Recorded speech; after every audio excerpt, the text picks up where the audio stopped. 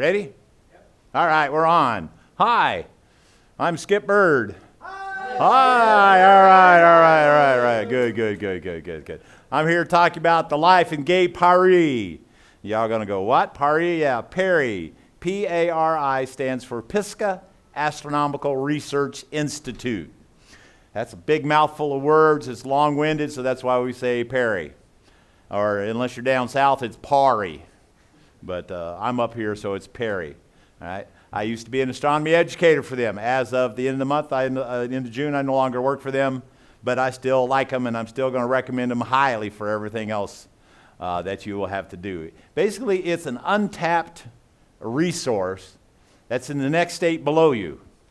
Okay, we're going to go into details and stuff like that. There's actually a short 10-minute video that they made, North Carolina State made about it. It actually does a really good job of covering some of the background and a little bit better, I won't say better information, but a little bit of information that I won't have to repeat. So I'm going to go ahead and start the video. Of course, wait, we're in West Virginia, aren't we? Yes, sir. Oh, okay. Well, that's why that cartoon's up there. This is one of the few places that I can go to when I leave Maryland that I can go to, and I can raise the IQ in both states. So,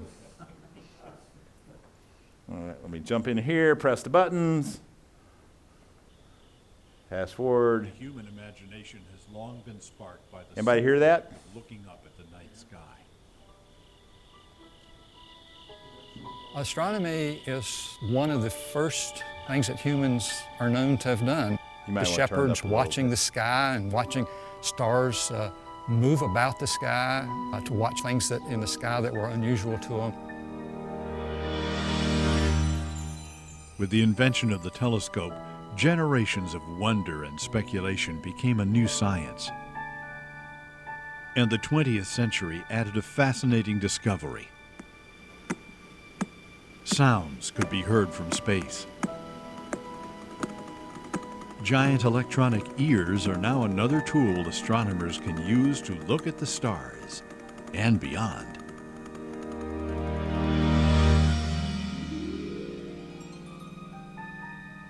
Nestled in the mountains west of Asheville is a unique place devoted to this branch of science. Sprouting from the forest floor are giant antennas pointed toward the sky. The ridges above bristle with cameras, telescopes, and instruments. The facility was used for years by NASA as a tracking station. We have ignition sequence start. 3, 2, all engines running. Most people today have heard signals come through these antennas. Tranquility Base here. The Eagle has landed. Everyone that walked on the moon, all the people in the Apollo program, talked through the antennas. Stand out here in the wonders of the unknown and try to realize there's a fundamental truth to our nature. Man must explore. After the space program wound down, the site was used by the Defense Department as a listening post. At the end of the Cold War, it was closed and scheduled for demolition. That's when Don Klein stepped in to rescue it for science. An area that's away from the cities. It's a natural bowl in the area that you're looking at here with surrounding mountains to give it a location that's very quiet, a very dark site. That makes it ideal for both radio and optical astronomy, and Don's vision was to make it available to almost anyone. It finally took an act of Congress to help create a not-for-profit foundation, the Pisgah Astronomical Research Institute. But like everyone else, we'll just call it PARI.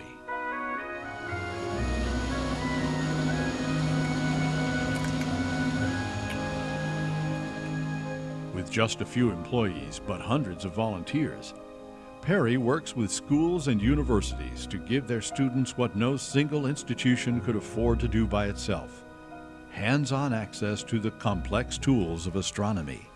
What that means in terms of education, especially graduate education, is that generations of radio astronomy graduate students are very well trained in terms of software, but it's hard to get them the proper experience in terms of hardware, in terms of actually struggling with an instrument to make it work, finding out what's wrong with that. That's where I think PARI has its opportunities.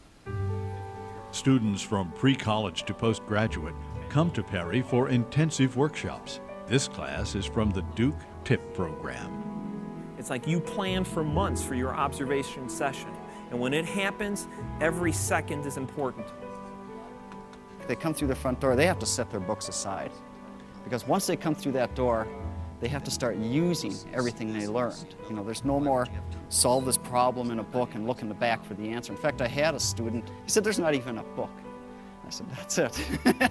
I knew we hit the nail on the head with him after he left. You're the astronomer, I'm no longer the astronomer. In the first day or two, they're kind of, not quite sure what astronomy is all about. Pretty soon, about the third day, you can walk through the area that they're in. They'll say something like, we're doing astronomy. And everyone says, yeah, it's daytime. And it's cloudy out. So we're doing radio astronomy in the daytime. We're looking at the Crab Nebula, so we're going to determine its velocity and the mass of the gas clouds surrounding it so that we can figure out the kinetic energy of the entire system. Here, I think the students are challenged because they see science in its real nature. You have to troubleshoot, you have to think critically. And this institution and TIP programs really challenge students to do that. We don't have astronomy in class, so we've done small lab experiments, but nothing like this. So this is really cool to stretch it in a different direction. After 2 weeks, I think either you're going to be excited about science or you're going to decide that it's not for you. And I think that's a very valuable experience for the students. Getting students excited about science often starts first with getting the teachers interested. And PARI does that with summer teacher workshops. The dish called Smiley is a central part of that program. They learn how to point the dish. They learn what the radio signals mean, different ways that radio emission is produced in space. Smiley's name dates from the Cold War era of spy satellites, when it became kind of a friendly wave to Russian cameras orbiting overhead. Now Smiley's job is to help find the basic building blocks of the universe. They'll point the dish, say, at a supernova remnant. The star had exploded thousands of years ago, and gas is being pushed out away from the remains of the star. Teachers will look at that, and they'll be able to see the signature from 1420 of that explosion. And they'll be able to measure how fast that gas is moving towards us or away from us. That's pretty close. That's close to where it was. It was 3.7. And notice. So when teachers come here to PARI, they're actually taught to be scientists. I think that's the real strength of PARI. They're able to bring people in here, show them the equipment, get them excited, just like students are excited when they first come in here. Then hopefully that excitement is translated into your classroom.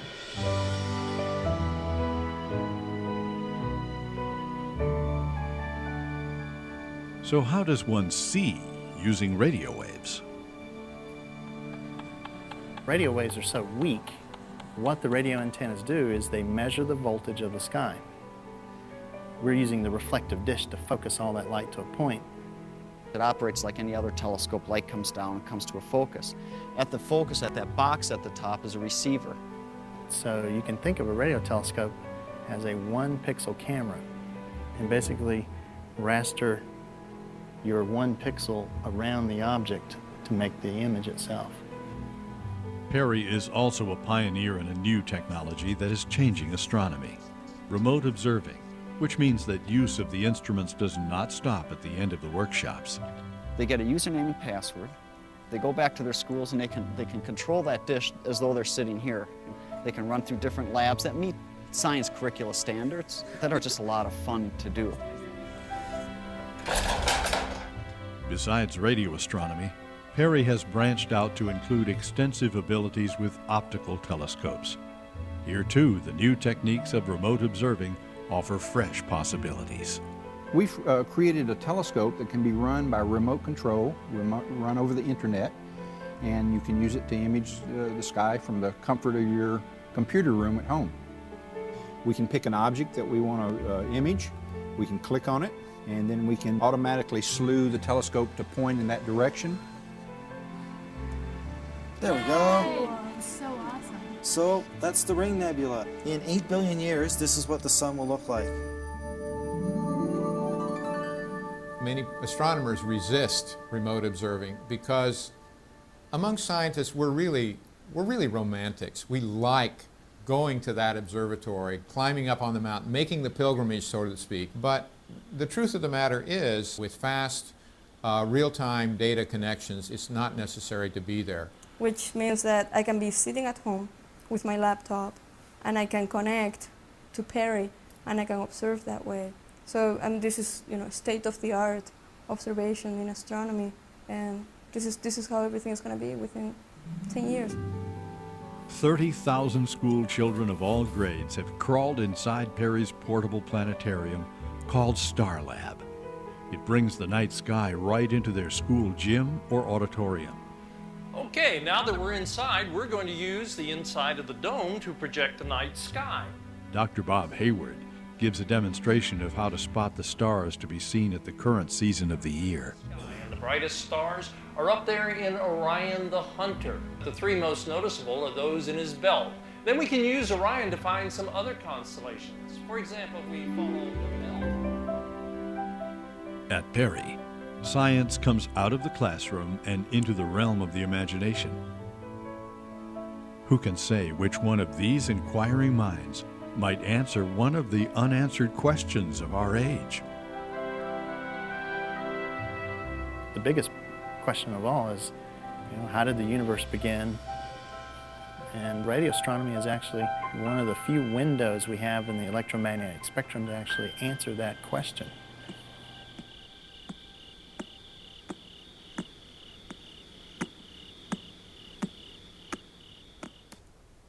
Okay, that was the little quick video on PARI. All right, now, a couple things. We'll go ahead and we'll upgrade them to, where's that 5? 1, 2, 3, 4, 5. Okay, well, we won't do it that way. Then we'll do it this way from the beginning. There we go. All right. That video was about 10, 12 years old, a little bit older than that. All the telescopes, all the radio telescopes have been refurbished. They're all brand new painted. Smiley, they mentioned Smiley, and we'll talk about that in a little bit. Basically, two things are happening at PARI here in the next 29 days, whatever it is. One, the radio interferometers, the 26 East and 26 West are radio interferometer telescopes. Green Bank Juniors are what I like to call them. They are going to be the only radio telescopes, interferometer telescopes, to be underneath totality. Okay, actually somebody looked it up and said 600 something years from the future or something like that, it's going to go across South America with those radio telescopes down there, if they're still there. But I'm just going to I'm going to start with kind of like the history, jump forward, and then continue on. As being one of the astronomy educators, part of my job is to go out and do programs like this, but my other job is I actually did the planetarium shows. I also did public programs at the libraries, basically like we do at astronomy outreach. Basically what it was, astronomy outreach, going around doing everything like that. And as you can see, that's all that stuff. It is not too far from where you guys are. It's in the Carolinas, okay? It's in the northern half of the Carolinas, so how about if we name that North Carolina, and the stuff in the southern half of the Carolinas, we'll call that South Carolina, okay? Just an easy way to do it. But we're actually out here. If you look on the dark sky maps, there's this really bright, obscene glow right here, and that's a place called Atlanta. But if you look just north of it, you're going to see a big, dark area, bigger than the area around here, okay? My personal opinion, the skies down there are just as good, if not marginally better, than up here, okay? That's my personal opinion. Really dark skies down there. Christy Whitworth, which is was my director. She's the director of education and learning experiences, or is just director of learning experiences now. She has been looking for people that want to come down there and set up to do similar star parties. So if you're wanting to do any of that stuff or want to go in there or keep an eye on that, they're planning on trying to do something this size, this type, down in that area. They've got the room, they've got the facilities to do it, they've got the radio telescopes, they got optical telescopes, they got all the stuff that they can actually do to enhance the experience. So if it's cloudy up here, if it's cloudy down there, well, we'll just do radio astronomy that day, okay? They have. The Atlanta guys don't want to do it? The Atlanta guys? I don't know about the Atlanta guys. We don't deal much with Atlanta. We do a lot with the Asheville Astronomy Club and North Carolina Astronomy Club and some from South Carolina. But I haven't seen anybody or heard anything from the Atlanta groups. I didn't even know there was an astronomy club in Atlanta. You know, so. Well, they can't see anything, yeah. Yeah. Well, when you get ready to talk about the upcoming eclipse, I wouldn't pick North Carolina, South Carolina, or Tennessee as any of those places because there's 3 million people living in Atlanta. They're less than 2 hours drive from totality. I guarantee at least 500,000 of them or more are going to go somewhere in that area. Okay? So if you look up here, this is just a quick layout from a helicopter of where everything is. We're going to talk about this one because that dome is no longer there. There's the optical ridge, DOD, NSA, no such agency, those type of people. The meters and stuff. This has been, I wish I could have found all the, we had a slideshow where we had some 1960 slides, 1970 slides, 1980 slides, and then there's a big gap because the NSA and DOD owned it, and then we have the 1990 slides. You know, and there was a lot of changes in just those few years. All right. All right. So before, it was national forest. All right. It was completely national forest. Then they decided that, and we'll talk about this, they needed something to track satellites and talk to them. So it became United States Air Force, but it became NASA. NASA used it for a variety of reasons. All right. Main one, I was still talking about the campus. There we go. Main one was that they had satellites up there. Not only did they have their satellites up there, they had somebody else's satellites up there. I don't know, what was that other country that had satellites? Who was that? Was it Russia? Union of USSR, yes, at that time, okay. But basically they needed this stuff, and they wanted it to make it, again, you know, you can talk tracking and other stuff along those lines. And at the time they said, you know, we don't have any of this stuff. Then they said, Goddard Space Flight Center said, hey, you know, we need a data facility, a tracking facility, and this is what we need. Absence of high voltage transmission lines, no commercial aircraft routes flying over, naturally shielded, all right? Variety of things close to Goddard Space Flight Center. Well, if you look at it, there's not any, this is where PARI is. This is the closest place they got. I'll talk a little about who's the geology guy here. Was there somebody in geology was here earlier? No? Okay. All right. Well, he'd understand this. Most of the mountains, and in fact the valley where PARI is located, is highly enriched or we call them mica mountains. They're made out of mica. Mica happens to be a natural radio insulator, okay? It also happens to be a natural electrical insulator. So we have a radar detector, or not radar, a lightning detector, so that you're not outside when lightning is within 10 miles because you're not insulated. You're walking around, you're on a metal car, you're talking to something metal, you know, you're something that will basically, we have about 10 strikes a year there, right? From the gates to the antennas to whatever. Luckily we have them all off at that time. When it gets within 10 miles, we shut everything down that can get hit. When you see the buildings, I've never seen buildings with that many lightning rods on them. About 1 every 6 feet. Okay, all around the outside and 3 or 4 on anything that looks like it sticks up in the middle. And I actually got a close acquaintance with it one day. So first thing we did was the Rosman satellite tracking station. Okay, came online in '63, closed in '81. For that time, it was with the Apollo, Gemini, all the other good stuff that went through. Okay, first pictures from the Nimbus weather satellites came through there. A lot of stuff you heard in a video. About landing on the moon, a lot of the Apollo stuff. That was all sent to there, and then that was distributed to the TV and radio networks, which you're going to find out here in a second. Okay, first worldwide broadcast went through there, live 19s. ATS satellite, ATS-1s. Now there's a group of satellites that used to be up there called the ATS-6, all right? Communication satellites. We actually have one on display in our museum. You know, like they do with the Hubble, they sent one up and they kept one. Well, the ATS, I think they sent up 8 or 9 and kept one, and we had the one they kept. So why isn't this working? Well, let's go in here and find out which cable was wrapped wrong, wrong or anything along those lines. So they relayed all that stuff. Started with the Gemini, Gemini stuff, and then moved on up to the Apollo.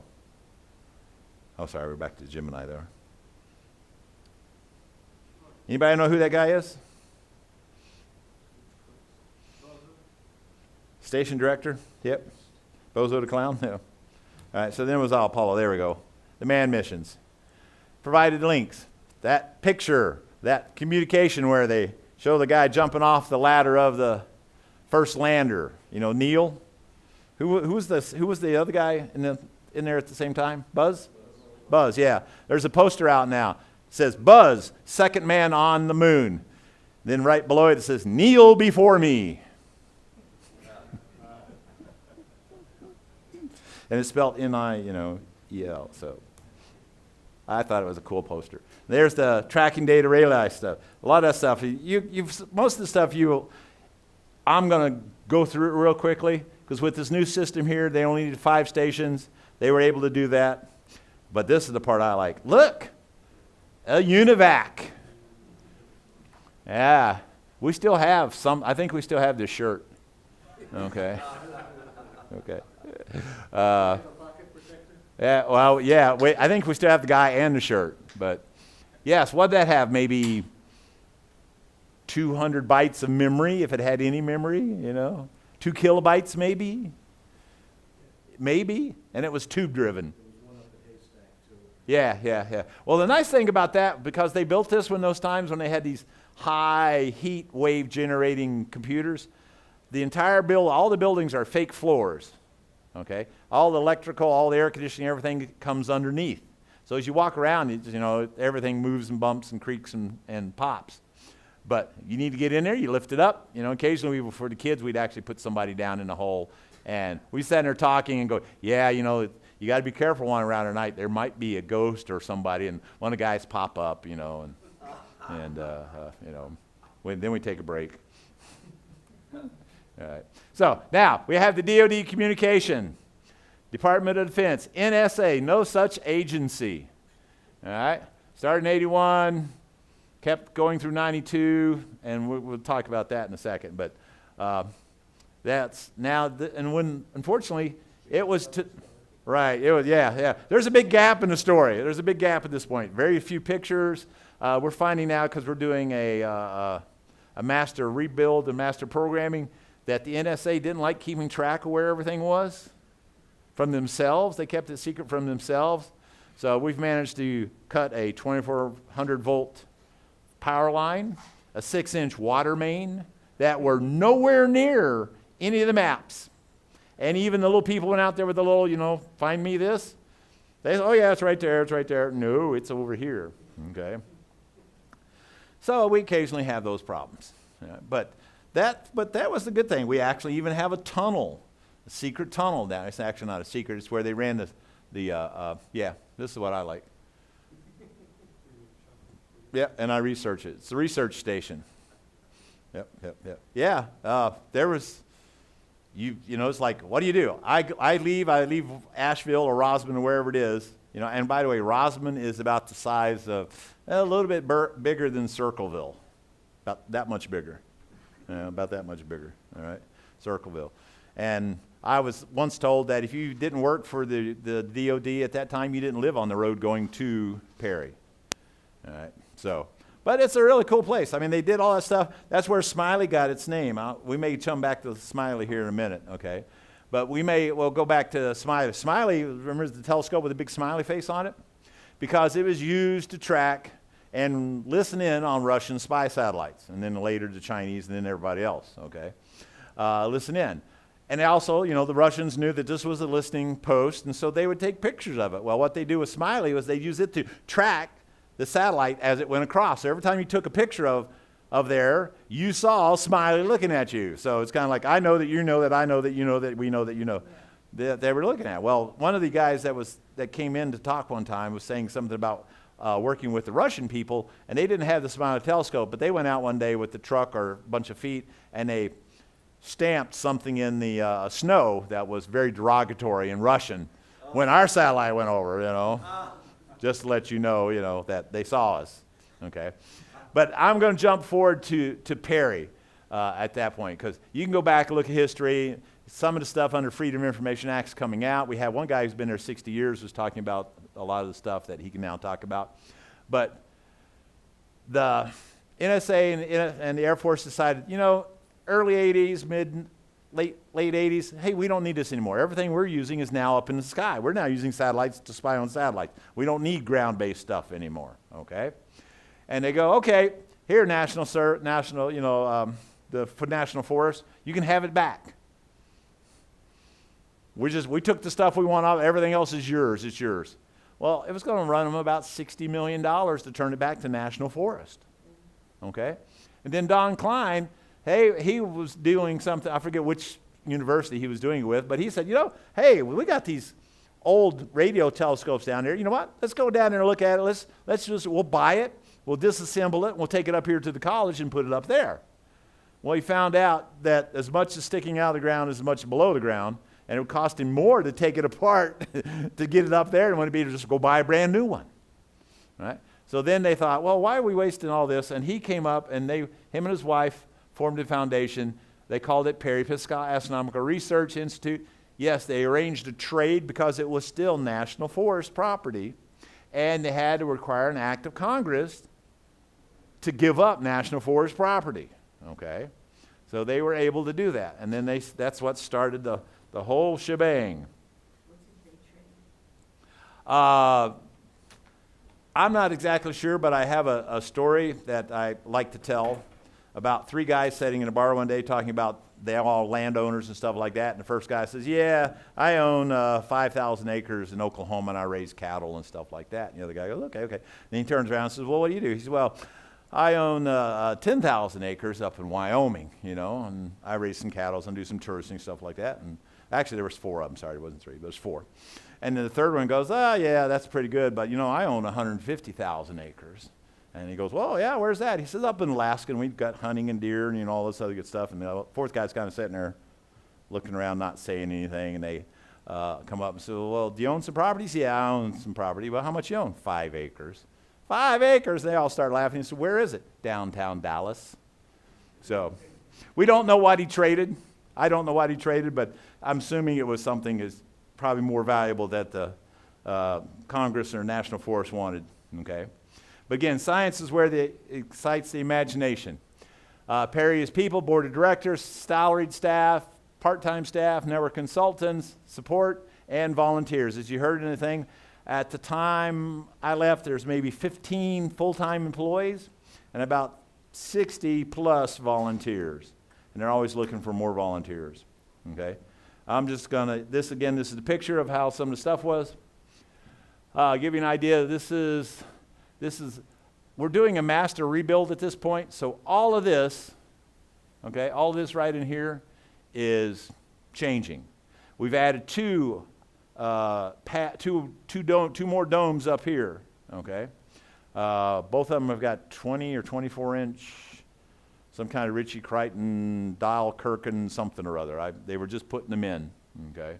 We have a 16 inch in the dome. We have solar telescopes there. We have Polaris over there. We have 14 inch or 16 inch over there looking at Polaris. That's all it does. Watch this Polaris the whole time. Okay? Huh? Variety of things. Movement, precession, wobble of the planet, movement of the plate tectonics, things. There's 8 different things going on with it at one time. This is the other dish. We're going to talk about that. There's some trailers. Basically, there were no living facilities on this place, okay? So this was the top secret, the top secret area. Well, they converted all those top secret rooms into dorm rooms. On my door, which is a heavy metal door, there's 3 locks. One of them's got a big metal plate on it, which has a padlock on it. You unlock that padlock, you open it up. There are 2 more padlocks that you have to unlock. Once you get them, there's a plate, and then you got a key to get you into the deadbolt for the door. Yeah, well, I actually go around the other side, which is one of the doors they added later. They want to lock you in. Yeah. Or lock me out, I'm not sure what. We have what they call a shuttle artifacts, but we have a space gallery, if they want to call it that. We've got right now we've moved this stuff right in this big area right here is the ATS-6 satellite, the shuttle tire, which was on one of the shuttles, We have a parachute door. We have a piece of the wing, the leading edge. Remember that was the one that got whacked and got failed. On there, we got a bunch of that stuff. We've got one of the original laptops stuck in the back, if you want to call that a laptop. Okay. 25 pounds, and I think that may have had 4 kilobytes of memory in it, you know. All right. We also have the second, I think it's the second largest mineral meteorite gallery in North Carolina. Don Klein was very good about this. We have stuff, we just got some stuff in the other day that just fell probably less than 6 months ago. Okay. We have the Russian Shablinsk meteorite. We have, over on this corner, you can't see it, we have about 167-pound chunk of Canyon Diablo, whatever it is, meteorite that the kids can touch and play with. They can't lift it, but they can touch and play with it. All right? And then we have them, it's like I said, it's minerals and stuff, and we won't see all of that. This thing is about 3 feet across. This is the Brazilian amethyst. We've got the largest emerald that was ever cut and polished out of North Carolina in there. Okay? Got all that stuff hanging out there in the meteorite, in the mineral meteorite collection. And you don't see all the stuff in the middle of the room. Okay? We have public tours, self-guided public tours, things along those lines. So if you want to do that, it's actually a very, if you ever get down there, it's 60 miles south, or roughly 60 miles south of Asheville, about 8 miles from the south, from a town called Rosman. It's on a 2-lane highway, Highway 215. It's only 8 miles from Rosman to PARI, but it's a good 20, 25-minute drive because it does this. All right? And you don't want to be going this way when one of the trucks with the trailer coming down the other way because they can't make the corners for some reason. All right? We have a galaxy walk. There's a couple of those pictures. It's a scale model. That's the picture of the sun. This galaxy walk is the biggest one in the world because that is our sun. 1,800 miles away at Kitt Peak is Alpha Centauri. So this walk goes from here to there, okay? Most of the time it just wanders off and up through the woods and everything and eventually ends out near the Kuiper Belt, about 1,200 yards away from the sun. But there's a slightly bigger one at Kitt Peak that says this is the end of the galaxy walk at PARI in North Carolina. So that's the largest one out there. See, we got a bunch of that stuff. We do evenings at PARI's, and now we also do Skytrax. First and third weekends of the month, we do a Skytrax. The second Friday of the month, we do Evening PARI. Evening PARI is like a guided tour, a speaker, and then observing if it's clear. Okay, I've been that speaker a couple of times, so you know that we can get some exciting times going on in there. We've had Nobel laureates come in. We have a variety of people coming in, talking, the tours and things along those lines. You were talking about, somebody was talking about your observatory that's showing up in the daytime to see the stars. You know, we had to finally put a sign up on the gate. Gates open 1 hour before event because the program starts at 7 and we close the gates at 4:30 or 5 for normal days. And we come down there at, 6:30, 7 o'clock to open the gate up or to leave, and there's 10 cars waiting. So we had to make sure that we let them know about that, okay? We also do a thing with Space Day. It's a big open house, okay? First Saturday in May, variety of things coming there. We have about 200 people. Unfortunately, this is all low numbers for what we see nowadays, okay? With the remodeling and everything, with the Eclipse coming up and everything like that. We even got Johannes Kepler to show up, all right? So anybody know him? Anybody recognize that face? Anybody want to admit to being him? Johnny K, yeah, Johnny K, yep. We have a portable planetarium. We just recently got, last year, a new digital projector. We still do portables. This is one that we take to all the schools. I did almost 3 to 4 programs a week, all right? And if you try and drive around North Carolina and South Carolina, I got towns that are 30, 40 miles away, but they're an hour and a half drive. I had one town that was 62 miles away. It was a 2.5-hour drive just to get to it, okay? So we get there, we do the schools, we see a couple of hundred kids in the schools with the digital projector and stuff. We talk about a variety of bunch of things along those lines. We have a whole website of astronomy education programs, and they're increasing at all times. We have groups of kids who come out to PARI. Right? They come out to PARI to see the program, to do the things out there. Busloads, lots and lots and lots of them. It's actually pretty fun. It's a great place to work. Okay. We even do homeschool day twice a year. We don't make sure we don't leave anybody out. The last time we did that, we did a laser altimeter one, and then we started on the Eclipse ones. The last one we did was on the Eclipse one before it was on the laser altimeters and stuff, using lasers, and so we have kids bouncing off of walls as being their lasers, you know. Walking until they run into the desk or into the wall and then come back and tell you how many steps they took. Okay. We have a variety of, he is still there. That's one of the doctors. He actually teaches at the Brevard College, which is about 30 miles away, but he teaches there, and he's also one of our educators.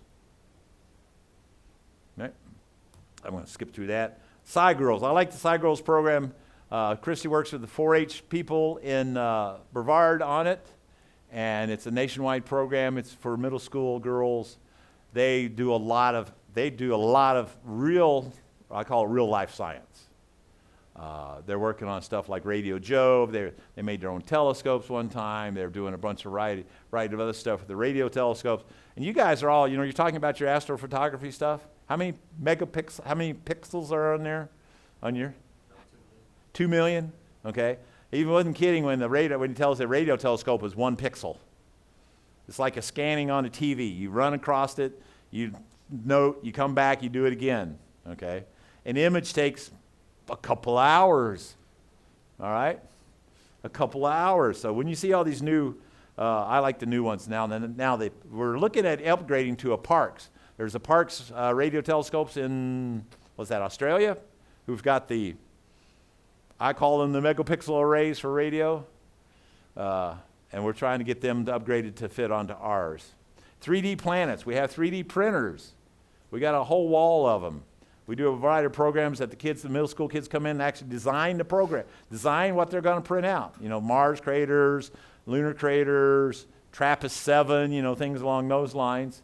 They get to do all that, and then it's sent to the museum nearby. So they can go in there one day with their mom and family or their friends. I did that. That's mine. Okay? So we do all of this stuff for that. Duke Tip. Duke Tip is for Duke University Talent Identification Program. We have 2 sessions a year. It's high school students from, I was going to say around the U.S., but it's actually around the world. We had 2 kids from India this time. Okay?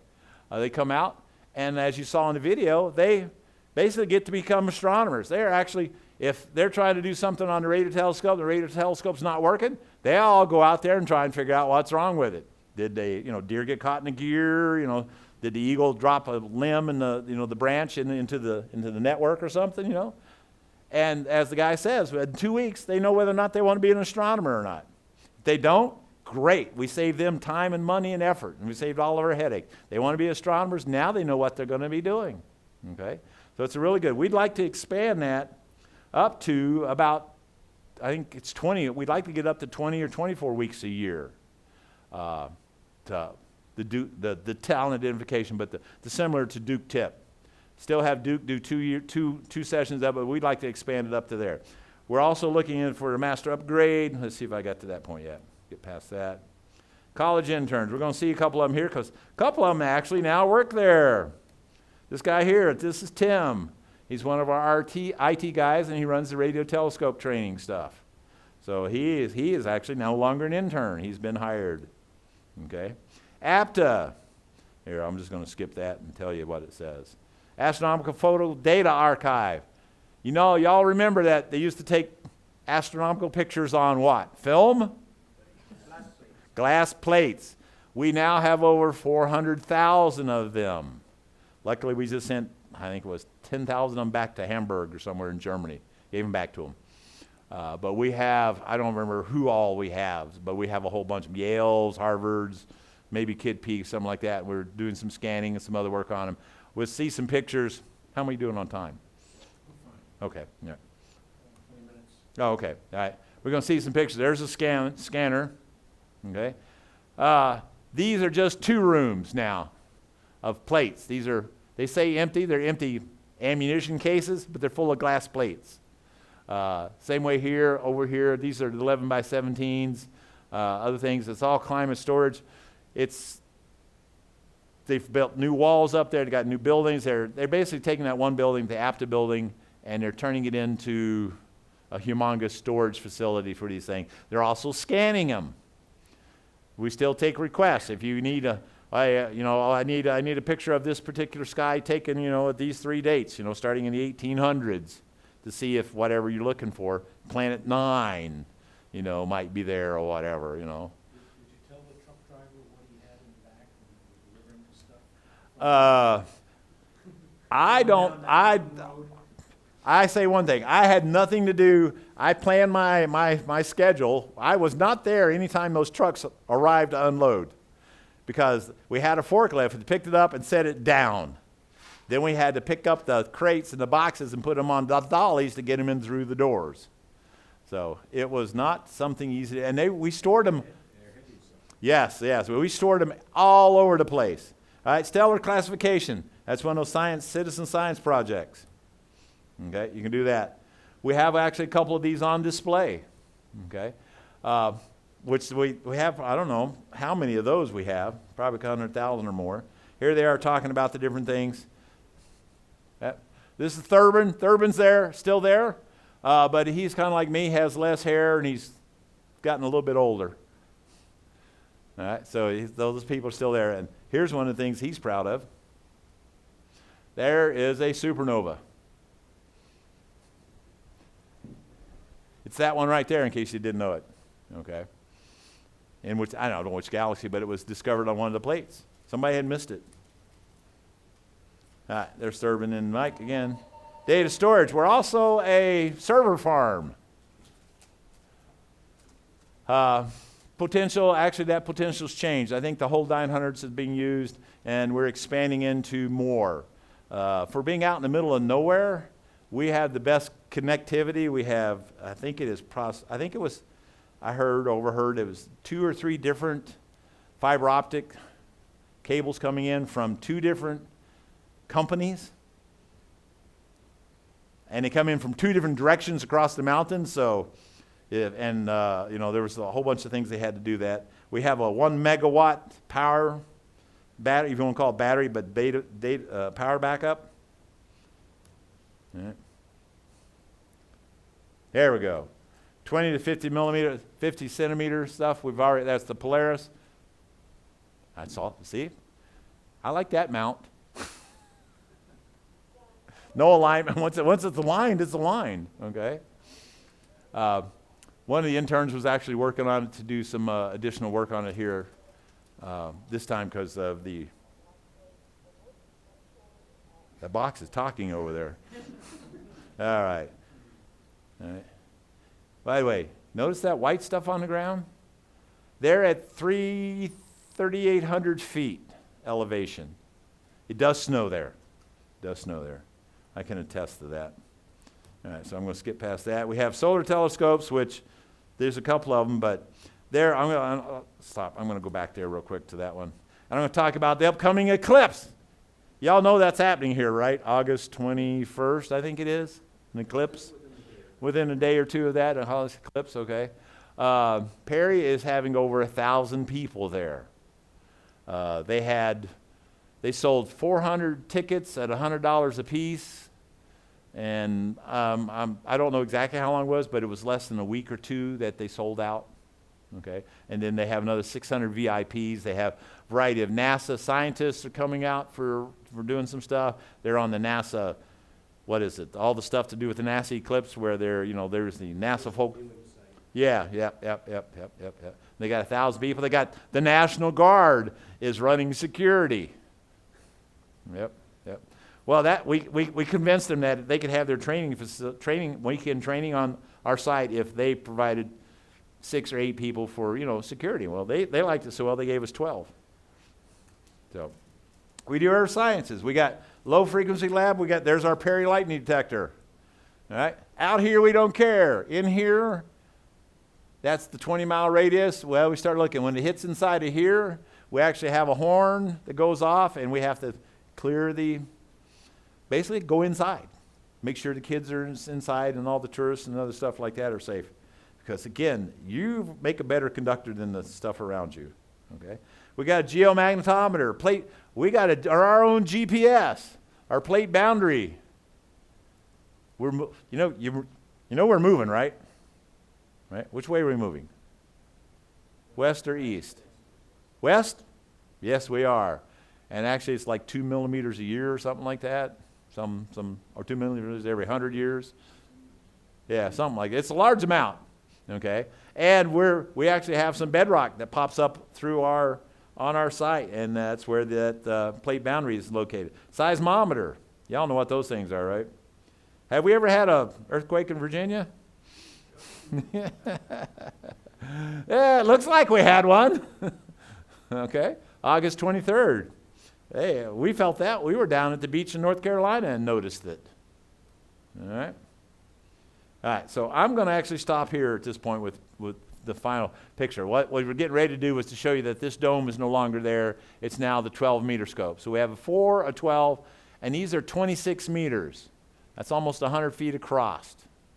All 4 of them are steerable. All right, and this is the optical ridge. We also have a 25-inch obsession out here, along with 4 of the finest 1980s technology Meade telescopes.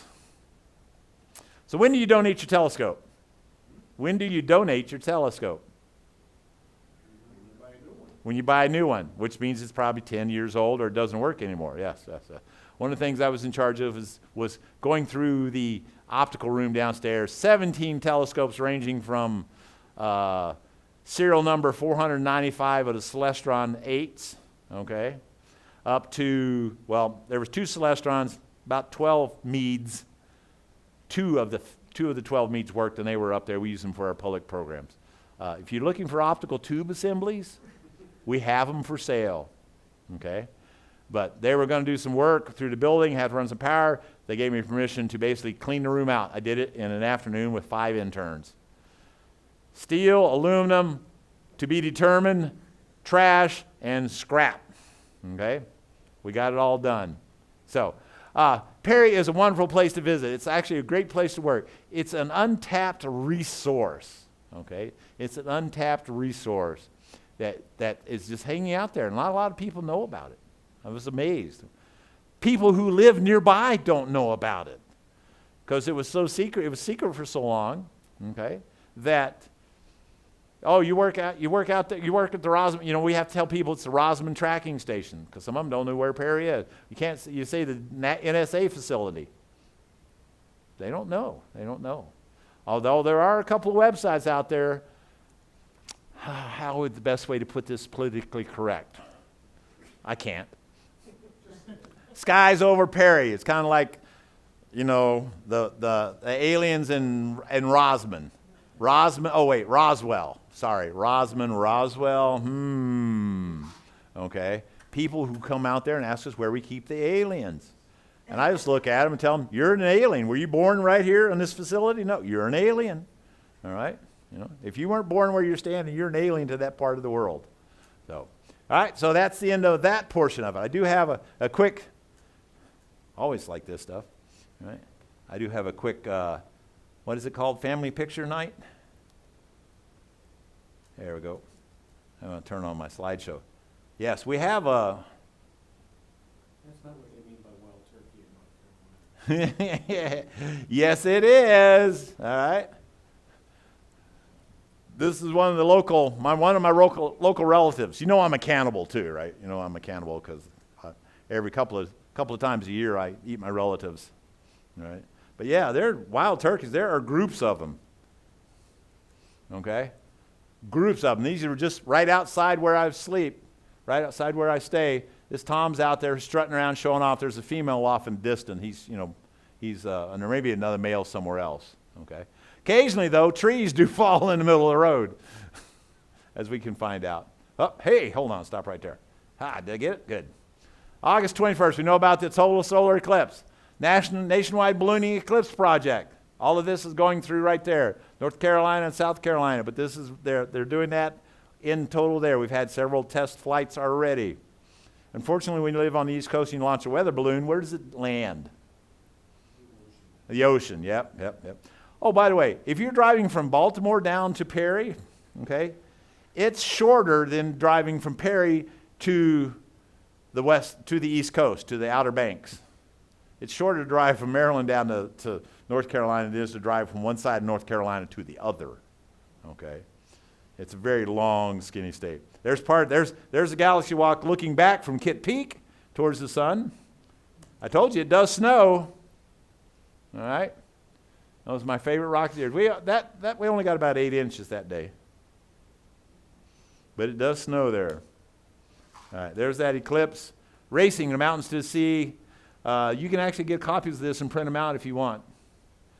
But it's basically made for North Carolina and South Carolina. All right? There's the All-American eclipse. Put in there, Oregon, Idaho, Washington. I have one of these posters somewhere. I just don't remember where it is.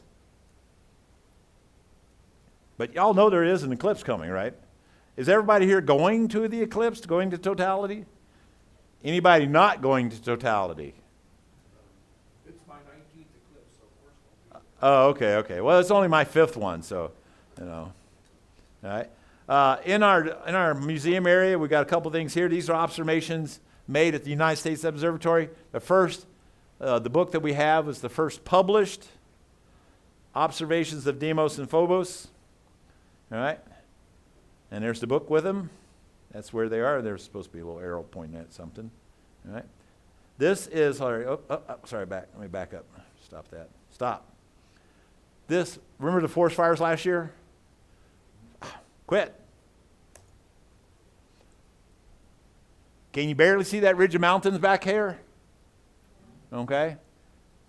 They weren't anywhere near us, but the way the wind blows, there were days where you couldn't see this dome from the optical ridge because of the amount of smoke. We have a couple people who have, breathing issues. They actually had to go home, leave. And it was just in our valley because we're in a valley here. This ridge here and one that's behind here are about 100 feet, 150 feet taller than the radio telescopes. These ridge here and the one in South Carolina, which is 20 miles away, are about 1,000 feet higher. So that's why we were talking about natural bowls, radio quiet areas. Okay? No. There's a steady breeze. The problem was these forest fires were so big. Oh, wait, I told you there were aliens. All right? Sorry, that's my office. All right. We also have a pair of bald eagles. Nesting in the area, who like to fish in our pond. And we got some big fish in our pond. We feed them all the time. And I just tell people we're just feeding the eagles when I throw the bread out to the fish, all right? But I think the male's on the top and the female's on the bottom. I'm not 100% sure of that. All right? There's that same view on a clear day. Look, we got bears. We do have bears. We have bears here, okay? It's the land of waterfalls. Where PARI is and Pisgah National Forest averages about 45 to 50 inches a year rainfall. Okay, 8 miles south on the other side of the gorgeous range right there, they average 95 to 100 inches of rain a year. It's a temperate rainforest. We have, in one state park, gorgeous state park, there are 27 different waterfalls. And that's all 8 miles away from there.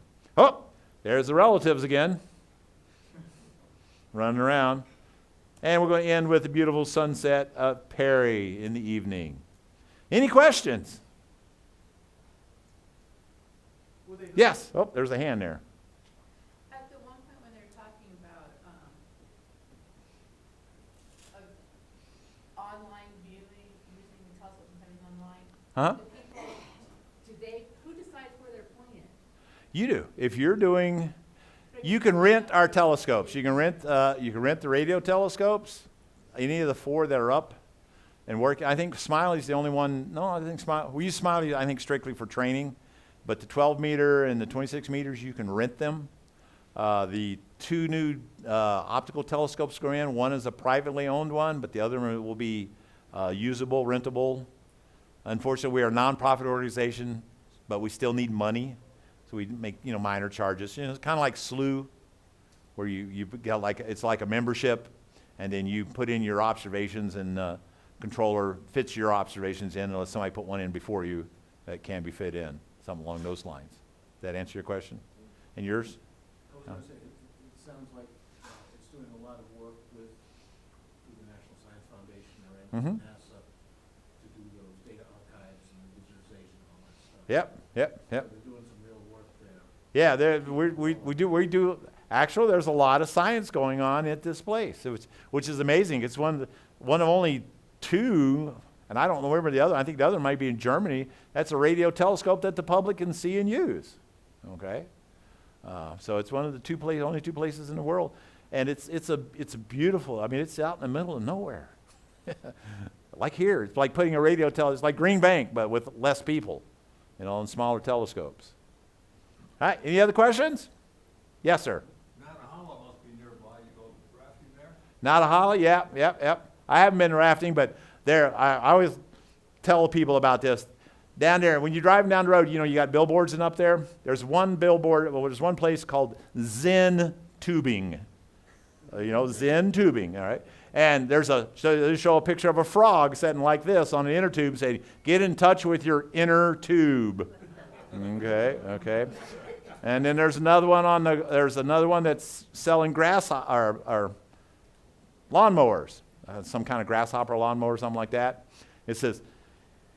It basically says it's the best mower out there, something like that, and you get so much more with it. So there's a lot of that stuff down there. Asheville is a very Arlington type place. All right, any more questions? Is it hooked up with the NOAA facility at Asheville? I do not know.